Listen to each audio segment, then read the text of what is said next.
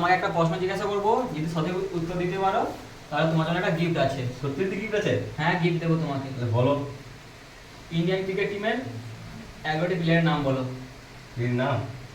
আচ্ছা, তোমার রোহিত শর্মা, আচ্ছা বিরাট কোহলি, হ্যাঁ আর হার্দিক পান্ডিয়া, হ্যাঁ। তারপরে তোমার হচ্ছে যে নরেন্দ্র মোদী, वाह क्या सीन है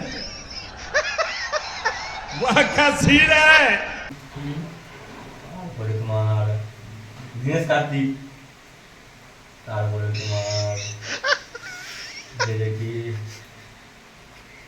অমিত শাহ, হ্যাঁ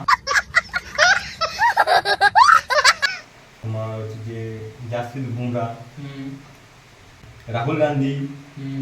समझ रहे हो समझ रहे हो समझ रहे हो ना তারপরে তোমার সূর্যকুমার যাদব, হ্যাঁ। তারপরে তোমার হচ্ছে যে রিঙ্কু সিং, 10টা তো হলো, আর একটা? আর একটা না জনি সিং।